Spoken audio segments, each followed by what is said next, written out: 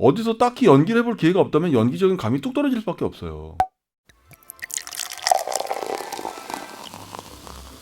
네, 오늘은요 연기 스터디에 대한 이야기를 좀 해달라고 요청을 해주신 분이 계세요. 그래서 오늘은 연기 스터디에 대한 얘기를 해볼까 합니다. 보통 연기 공부를 하려고 하시는 분들 보통 연기학원을 먼저 찾으시겠죠. 그 다음에 연기 개인 레슨, 그 다음에 많이 찾아보시는 게 아마 연기 스터디가 아닌가 생각이 들어요. 연기 스터디 이러니까 아무래도 뭐 모여가지고 연기 공부하고 아마 이런 느낌이 들겠죠. 이게 이 연기 스터디가요 결정적으로 굉장히 저렴한 비용으로 참여할 수가 있다는 겁니다. 이 보통은 일주일에 한 번 정도 연습실에 모여갖고 연습을 하게 되는데 그 연습실 대관 비용 정도만 이 모여있는 사람들하고 같이 나눠가지고 n분의 1에서 같이 나눠서 내는 방식이에요.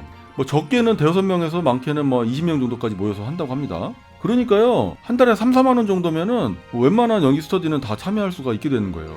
그러니까 연기학원을 다니는 거하고 비교하면은 뭐 비교할 수 없을 만큼 정말 저렴한 비용으로 연기 스터디에 참여할 수 있게 된다는 거죠. 일단 연기 스터디의 특징이라고 하면은 딱 중심 잡고 연기를 가르쳐주는 선생님이 없다는 겁니다.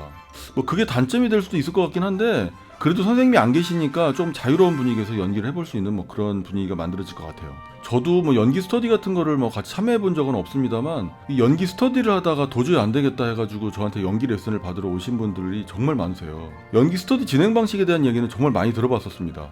제가 그렇게 들었던 이야기들 토대로 말씀을 드리는 거예요. 그러니까 참고만 하시면 좋을 것 같습니다. 연기 스터디 진행 방식은 대체적으로 이런 것 같아요. 일주일에 하나씩 무조건 대사를 하나 외워가야 됩니다. 의무적으로 대사를 외워야 되는 거죠. 그래갖고 일주일에 한 번씩 모여가지고 연습실에서 삼각대에다가 핸드폰을 딱 설치해놓고 자기가 연기하는 모습을 찍는 거예요. 그렇게 연기 영상을 찍은 다음에 참여한 모든 사람들한테 한 사람씩 연기에 대한 어떤 코멘트를 듣게 되는 방식이에요. 연기 스터디에 참여한 사람들 중에는 아무래도 연기를 전공한 사람들도 많이 있다고 그래요. 그러다 보니까 코멘트를 해주는 어떤 그런 전문성들이 굉장히 뛰어난 경우들도 있다고 합니다.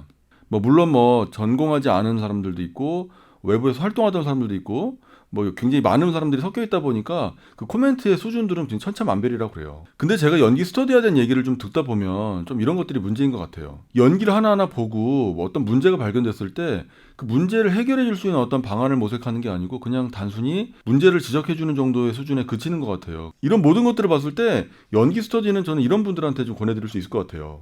첫 번째는 연극영화과에서 연기를 전공한 사람들한테는 권해줄 만하다. 저는 이렇게 말씀을 드립니다. 연기를 전공했다 하더라도요, 이 영상을 보고 계신 분들하고 똑같이 그냥 프로필 찍고 똑같이 프로필 뿌리고 그렇게 해야 됩니다. 연기를 전공했다고 그래갖고 뾰족한 수가 있는 게 아니에요. 만약에 어디 공연에 캐스팅되었고 대학로나 이런 데서 공연을 하게 됐다면 상관이 없겠습니다만 드라마나 영화 쪽으로 준비하는 배우라면은 그냥 열심히 프로필 뿌리고 열심히 미팅 다니는 거 말고는 뾰족한 방법이 없는 거예요. 그런데 연기라는 게 어떻습니까? 아무리 4년 동안 연기를 전공했다 하더라도 한 달 정도라도 연기를 쉬게 되면요 이 감이 뚝 떨어진다고 그러죠. 이 감을 잃어버리는 경우가 있어요. 연기라는 게 마치 자전거 배우는 것처럼 한번 배워놓으면 평생 할 수 있고 이런 거랑은 조금 느낌이 다릅니다. 발음이나 발성, 그 다음에 막 몸을 움직이는 어떤 이런 활동들은요 한 달 정도만 쉬어도 진짜 감이 뚝 떨어진다고 그래요. 그러니까 이게 한 달이 아니고 두 달, 석 달, 한 6개월, 1년이 돼버리면요 완전히 녹이 쓸어버리는 거예요. 제가 예전에 이 백윤식 씨 있죠. 백윤식 씨랑 같이 이 싸움의 기술이라는 영화를 함께 한 적이 있습니다. 이 백윤식 선생도요 평생 동안 연기를 했는데 한 달 정도만 연기를 쉬어도 연기를 못하겠다 이런 얘기를 하시더라고요. 그래서 정말 촬영하는 내내 하루도 쉬지 않고 연습을 하시는 걸 봤어요. 굉장히 인상적인 모습이었습니다. 이렇게 평생 동안 연기만 하신 분들도 이러는데 우리같이 젊은 사람들은 더 하겠죠. 그러니 어떻습니까? 연기를 전공했지만 어디서 딱히 연기를 해볼 기회가 없다면 연기적인 감이 뚝 떨어질 수밖에 없어요. 그렇다고 그래갖고 연기를 4년 동안 전공을 했는데 연기 한 번도 안 해본 사람들하고 섞여가지고 연기학원을 다닌다는 건 또 자존심이 허락을 안 합니다. 그러니까 전공을 하면서 어느 정도의 어떤 연기관 이런 것들이 좀 확고하게 만들어져 있고 그 다음에 자기 연기 스타일 이런 것들이 좀 정확하게 정립되어 있는 경우라면 대사를 좀 강압적으로 외우고 어떤 압박감과 어떤 긴장감을 가지고 대사를 외우고 사람이 많은 곳 앞에서 이렇게 연기를 해보는 이런 기회들은 굉장히 좀 필요할 수 있다고 봅니다. 그리고 요즘에는 오디션을 지원하려면 연기 영상이 또 필요하니까 그런 곳에서 연기 영상을 또 찍어보는 어떤 그런 기회들을 갖는 거죠. 그러니까 이런 식으로 연기를 전공한 사람이라면 이런 연기 스터디가 제격인 겁니다.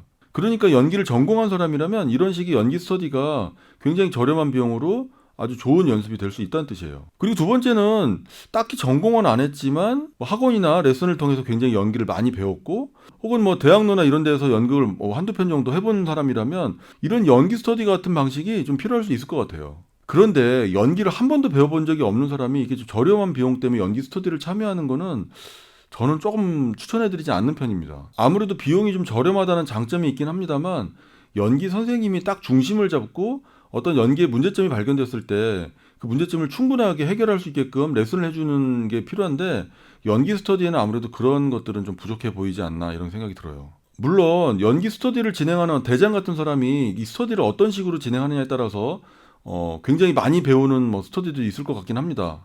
그러니까 제가 봤을 때는 연기 스터디라는 거는 연기를 배운다기보다는 그냥 연기를 같이 모여서 해본다. 같이 해보고 같이 의견을 공유한다. 뭐 요 정도의 의미로 보시는 게 좋을 것 같아요. 자, 오늘은요. 연기를 어디서 배우는 게 좋을지 고민하신 분들, 연기 학원이 좋을지, 연기 레슨이 좋을지, 아니면 연기 스터디라는 것도 있다던데 뭐 이런 식으로 고민하시는 분들한테 도움이 될 만한 이야기를 해봤습니다. 자, 오늘도 도움이 되셨길 바랍니다. 감사합니다.